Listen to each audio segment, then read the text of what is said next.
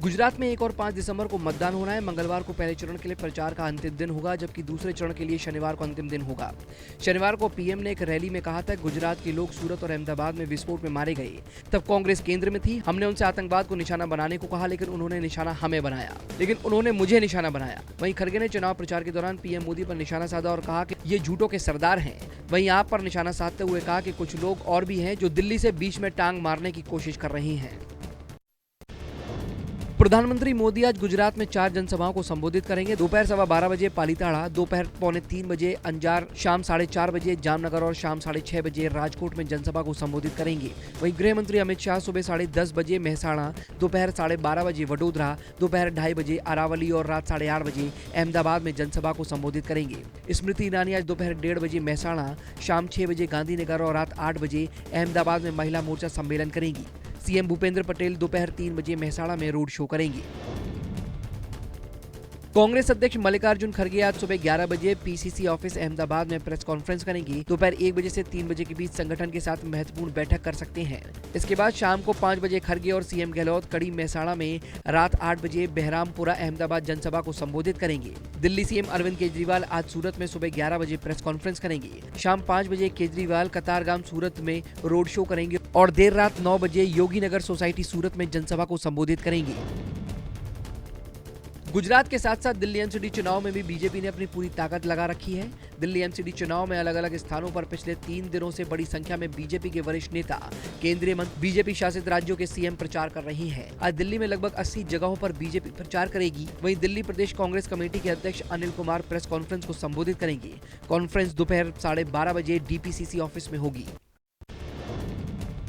आफ्ताब का polygraph test आज फिर से होगा। फॉरेंसिक टीम ने फैसला लिया है कि आज फिर से उससे कुछ सवाल पूछे जाएंगे।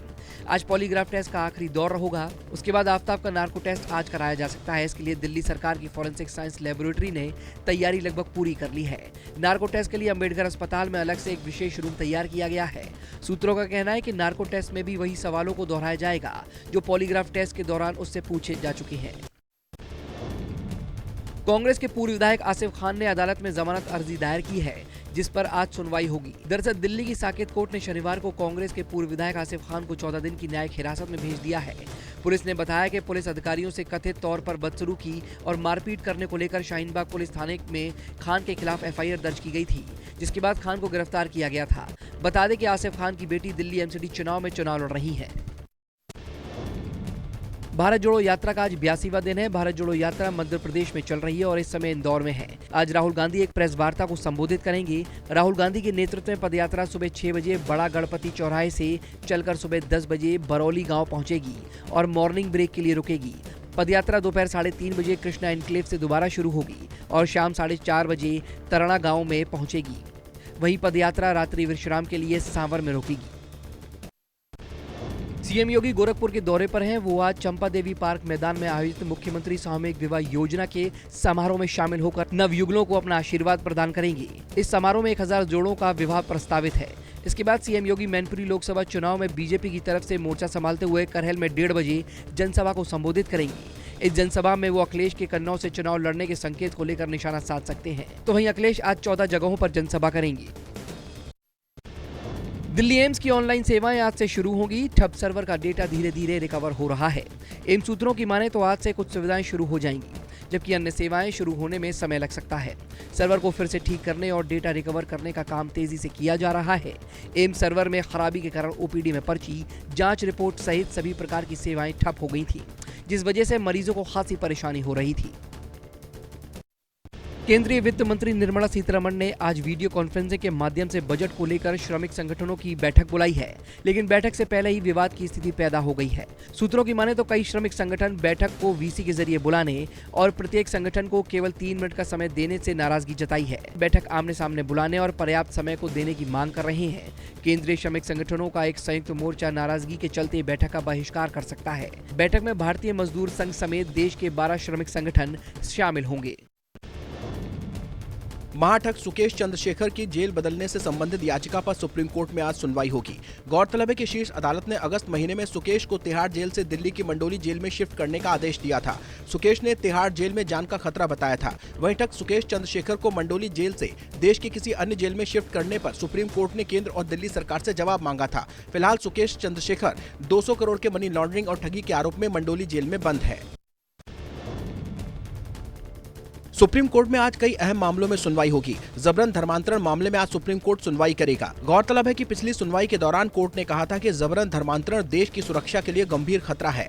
अगर कोई स्वेच्छा से धर्मांतरण करता है तो उसमें कोई समस्या नहीं, लेकिन जबरन धर्मांतरण खतरनाक है। वहीं आज एनसीपीसीआर से जुड़े मामलों में सुप्रीम कोर्ट में सुनवाई होगी। इसके साथ ही मुफ्त सैनिटरी पैड उपलब्ध करवाने से संबंधित याचिका पर भी सुप्रीम कोर्ट में आज सुनवाई होगी। नासिक पुलिस ने एक आश्रम के संचालक को गिरफ्तार किया है। कोर्ट ने आश्रम संचालक हर्षल को 3 दिसंबर तक पुलिस कस्टडी में भेजा है। आरोप है कि आश्रम संचालक हर्षल पिछले कई महीनों से आश्रम की बच्चियों के साथ यौन शोषण कर रहा था। उस पर बच्चियों के रेप का भी आरोप है। पुलिस ने इस मामले में 5 FIR दर्ज की है। इस आश्रम को द किंग फाउंडेशन के तहत संचालित किया जा रहा था। इसकी शुरुआत हर्षल ने साल 2018 में की थी। जाँच में पता चला है कि आश्रम में बच्चियों को रखने के लिए कोई प्रशासनिक इजाजत नहीं थी। भारत ऑस्ट्रेलिया की सेनाओं के बीच संयुक्त सैन्य अभ्यास आज से राजस्थान में शुरू होगा। इस सैन्य अभ्यास को ऑस्ट्रा हिंद 2022 नाम दिया गया है। ये संयुक्त सैन्य अभ्यास राजस्थान के महाराज फील्ड फायरिंग रेंज में होगा। इसका उद्देश्य सकारात्मक सैन्य संबंध बनाना, एक दूसरे की बेहतरीन कार्य प्रणाली को साझा करना और एक साथ काम करने की क्षमता को बढ़ावा देना है। भारत ऑस्ट्रेलिया के बीच संयुक्त सैन्य अभ्यास 11 दिसंबर तक चलेगा।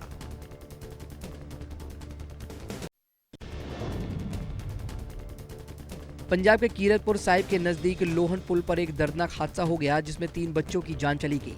वहीं एक बच्चा गंभीर रूप से घायल हो गया। सहारनपुर से ऊना हिमाचल जाने वाली रेलगाड़ी कीरतपुर साहिब के नजदीक पहुंची, तभी सतलुज नदी पर बने लोखंड पुल के नजदीक 4 बच्चे इसकी चपेट में आ गए। हादसे के बाद गाड़ी को रुकवाया गया और गार्ड ने गंभीर रूप से घायल बच्चे को गाड़ी से कीरतपुर साहिब रेलवे स्टेशन पहुंचाया।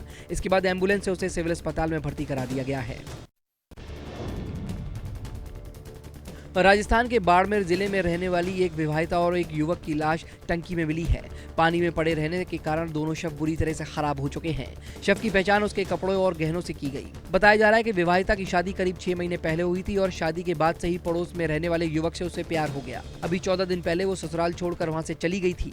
परिवार वालों को इसकी जानकारी लगी तो उन्होंने बहू के लापता होने का केस दर्ज कराया। पुलिस मामले में जाँच कर ही रही थी कि दोनों का शव मिला। यूपी के मुजफ्फरनगर में मारुति वैन से कुत्ते को बांधकर घसीटने का मामला सामने आया है, जहां एक व्यक्ति कुत्ते को कार से बांधकर घसीट रहा है। तभी किसी ने इस घटना का वीडियो बना लिया और सोशल मीडिया पर शेयर कर दिया। इस वीडियो में दिखाई दे रहा है कि एक शख्स मारुति वैन के पीछे कुत्ते को बांधकर घसीट रहा है। वहीं कुत्ता अधमरी हालत में नजर आ रहा है, जबकि वैन में बैठा एक बच्चा कुत्ते को घसीटता हुआ देख रहा है। फिलहाल पुलिस ने वीडियो का संज्ञान लेकर आरोपी के खिलाफ FIR दर्ज कर उसे गिरफ्तार कर लिया है। यूपी के बस्ती में गाड़ी की टक्कर से 11 साल का एक बच्चा घायल हो गया। बच्चे की हालत को नाजुक देखते हुए आनन फानन में बच्चे को लखनऊ रेफर किया गया, लेकिन रास्ते में ही उसकी मौत हो गई। बता दें कि बच्चे का नाम अभिषेक है और वो स्कूल से वापस लौट रहा था, तभी ये हादसा हो गया। वहीं बच्चे के पिता का आरोप है कि बीजेपी सांसद हरीश द्विवेदी के काफिले की टक्कर से बच्चा घायल हो गया। वहीं हादसा काफिले की गाड़ी से हुआ था या नहीं और उसमें सांसद मौजूद थे या नहीं, न्यूज 24 इसकी पुष्टि नहीं करता। फिलहाल पुलिस इस घटना की जाँच में जुटी है। महाराष्ट्र के चंद्रपुर में बल्लार शाह रेलवे स्टेशन से एक दिल दहला देने वाला मामला सामने आया, जहां स्टेशन पर बने फुटओवर ब्रिज का एक स्लैब गिर गया। हादसे में कई यात्री पुल से करीब 60 फीट नीचे रेलवे ट्रैक पर गिर गए। शुरुआती जानकारी के मुताबिक इस घटना में 10 लोग घायल हुए थे। स्टेशन पर मौजूद यात्रियों ने घायलों को ट्रैक से उठाया। बड़ी बात यह रही कि हादसे के दौरान ट्रैक पर कोई ट्रेन नहीं थी। घायलों को फौरन ग्रामीण अस्पताल शिफ्ट कर दिया गया है। टाटा स्टील के कोक प्लांट के बैटरी 5 स्थित 27 साल पुरानी 110 मीटर ऊंची चिमनी को गिरा दिया गया। ये जानकारी टाटा स्टील प्रबंधन की ओर से दी गई। बता दें, चिमनी को गिराने का ठेका दक्षिण अफ्रीका की कंपनी एडिफाइंस को दिया गया। इसी कंपनी ने नोएडा का ट्विन टावर भी ध्वस्त किया था। इससे पहले भी सितंबर में एक बेकार चिमनी ध्वस्त की गई थी। चिमनी को तय समय में गिरा दिया गया और चिमनी गिराने के दौरान पर्यावरण को नुकसान न हो, इसके लिए लेटेस्ट टेक्नोलॉजी का उपयोग हुआ। KGMU ट्रॉमा सेंटर में डॉक्टर और तीमारदारों में जमकर मारपीट हो गई। मरीजों के तीमारदारों पर डॉक्टरों को पीटने का आरोप लगा है। मारपीट के दौरान एक डॉक्टर घायल भी हो गए, जिसके बाद KGMU स्टाफ और डॉक्टरों ने पुलिस को बुला लिया। पुलिस ने मामले का संज्ञान लेते हुए मारपीट करने वाले तीमारदारों को हिरासत में ले लिया। गौरतलब है कि KGMU में पहले भी तीमारदारों के डॉक्टरों पर इलाज में कोताही बरतने का आरोप लगाकर पिटाई करने के कई मामले सामने आ चुके हैं। बिहार के मोतिहारी में प्रेम प्रसंग में एक युवक की बेरहमी से पीट कर हत्या कर दी गई। घटना पूर्वी चंपारण जिले के केसरिया थाना क्षेत्र के दिलावरपुर की है। वही इस हत्या का खुलासा प्रेमिका ने खुद किया है। लड़की अपने मरहूम प्रेमी के घर पहुंचकर न्याय की गुहार लगाने लगी। लड़की ने अपने ही बड़े भाई पर प्रेमी को पीट कर मारने का आरोप लगाया है। बता दें, युवक का शव भगवानपुर दिलावरपुर नहर के किनारे से बरामद किया गया था। मृतक की पहचान 20 साल के अभिषेक कुमार के रूप में हुई है। फिलहाल पुलिस इस घटना की छानबीन में जुटी है। यूपी के बिजनौर से हैरान करने वाला मामला सामने आया है, जहां एक महिला ने अपनी मासूम बेटी की गला दबाकर हत्या कर दी। बताया जा रहा है कि बेटी के कारण वो अपने प्रेमी से नहीं मिल पा रही थी, इसलिए उसने बेटी को रास्ते से हटाने का मन बना लिया। पुलिस ने आरोपी महिला को गिरफ्तार कर लिया है। ये घटना शहर के औरंगपुर भिक्खू गांव की बताई जा रही है। बता दें कि शिवानी का पति अपने परिवार के साथ हरिद्वार गया था, तभी शिवानी ने इस घटना को अंजाम दिया। बिहार की राजधानी पटना के बिहटा रेलवे स्टेशन पर रविवार को सनसनी मच गई। तत्काल टिकट के लिए लाइन में लगने का विरोध करने पर अज्ञात लोगों ने गोली मारकर एक शख्स को घायल कर दिया। जानकारी के मुताबिक तत्काल टिकट के लिए काफी भीड़ थी। इसी बीच काउंटर पर कतार बनाए रखने के लिए लोगों में झड़प हो गई। बात इतनी बिगड़ गई कि अज्ञात लोगों ने एक शख्स पर फायरिंग कर दी। फायरिंग की घटना में एक युवक घायल हो गया है। घायल की पहचान बिहटा निवासी मुदरीश खान के रूप में हुई है। वहीं आरोपियों की तलाश जारी है। मुरादाबाद में एक युवक की दिन दहाड़े गोली मारकर हत्या कर दी गई। इसका वीडियो सामने आया है। इसमें नजर आ रहा है कि एक शख्स बच्चे के साथ जा रहा है, तभी एक युवक पीछे से आकर गोली मार देता है।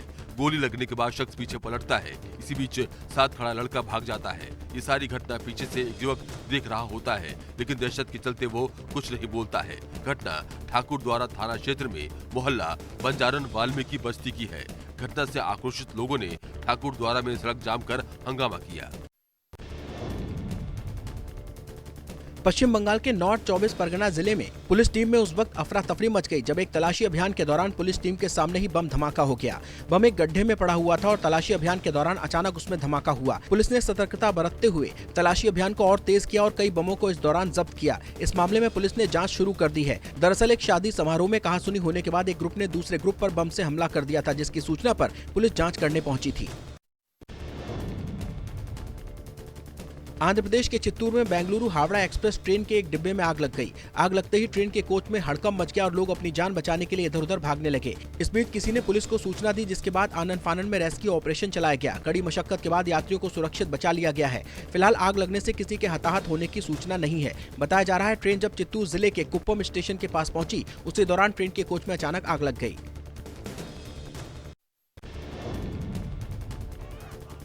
चीन में कोविड प्रतिबंधों को लेकर सरकार विरोधी प्रदर्शन का सिलसिला तेज हो गया है। प्रदर्शनकारी चीन के राष्ट्रपति शी जिनपिंग से पद छोड़ने की मांग कर रहे हैं।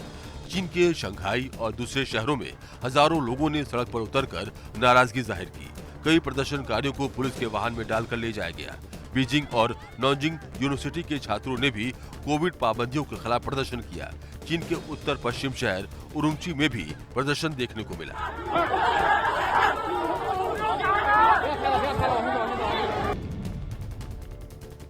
कैमरून की राजधानी याओंडे में बड़ा हादसा हुआ है। यहाँ लैंडस्लाइड हुआ है, जिसमें अब 10 से ज्यादा लोगों की मौत हो गई है। कई लोग घायल बताए जा रहे हैं। प्रत्यक्षदर्शियों की माने तो 20 मीटर ऊंचे मिट्टी के तटबंध के आधार पर एक फुटबॉल के मैदान पर दर्जनों लोग अंतिम संस्कार में शामिल होने पहुंचे थे, तभी ये हादसा हो गया। स्थानीय गवर्नर ने बताया कि जो शव निकाले जा चुके हैं उन्हें अस्पताल पहुंचाया जा चुका है और अभी भी तलाशी अभियान जारी है। वहीं पुलिस मामले में जांच कर रही है कि लैंडस्लाइड हुआ कैसे। सोशल मीडिया पर एक खतरनाक रोड एक्सीडेंट का वीडियो सामने आया है, जो कैलिफोर्निया का बताया जा रहा है। वीडियो में दिखा जा सकता है कि कैसे एक बाइक पर सवार शख्स रेड सिग्नल पर इंतजार कर रहा है, लेकिन तभी सामने से आ रहे एक पिकअप ट्रक को तेज रफ्तार कार टक्कर मार देती है। टक्कर इतनी जोरदार थी कि पिकअप के परखचे उड़ जाते हैं और वो सीधे बुलेट सवार से टकरा जाता है। बता दें कि टक्कर मारने वाली कार गलत दिशा से आ रही थी और वो चोरी की थी। इस दिल दहला देने वाले हादसे में कार ड्राइवर की मौत हो गई, जबकि पिकअप और बाइक के चालक बुरी तरह घायल हो गए। मोरक्को की फुटबॉल वर्ल्ड कप में बेल्जियम पर जीत के बाद दंगे भड़क गए। बेल्जियम की हार के साथ ही बेल्जियम और डच शहरों में दंगाइयों ने जमकर उत्पात मचाया। पुलिस को दंगाइयों को तितर-बितर करने में कड़ी मशक्कत का सामना करना पड़ा। पुलिस ने दंगाइयों से कड़ाई से निपटते हुए उन पर वाटर कैनन का इस्तेमाल किया और आंसू गैस की गोले दागे। भड़के दंगाइयों ने कई कारों में आग भी लगा दी। पुलिस ने दर्जन भर से ज्यादा दंगाइयों को गिरफ्तार किया है। दरअसल फुटबॉल वर्ल्ड कप में मोरक्को ने बड़ा उलटफेर किया और बेल्जियम की टीम को 2-0 से हराकर जीत दर्ज की। एक खिलाड़ी पर हमले के बाद टर्की में फुटबॉल मैच रद्द कर दिया गया। गोलकीपर ओजन अवराम पर हमले के बाद मैच रद्द करने का फैसला लिया गया। हमलावर ने गोलकीपर के सिर पर वार कर उसे घायल कर दिया था। हमले में घायल गोलकीपर को अस्पताल में भर्ती कराया गया है। दरअसल गुस्साए टर्की फुटबॉल टीम का समर्थक पिच पर उतर आया और विपक्षी टीम के गोलकीपर को निशाना बनाया। समर्थक ने कॉर्नर फ्लैग से गोलकीपर के सिर पर वार किया।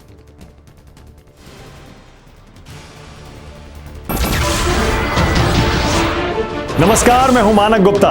अगर आपको हमारा ये वीडियो पसंद आया हो तो इसे लाइक और शेयर जरूर करें और हां, हमें सब्सक्राइब और फॉलो करना ना भूलें ताकि आप देश और दुनिया की कोई खबर मिस ना करें। तो जुड़े रहिए हमारे साथ और देखते रहिए न्यूज़ 24।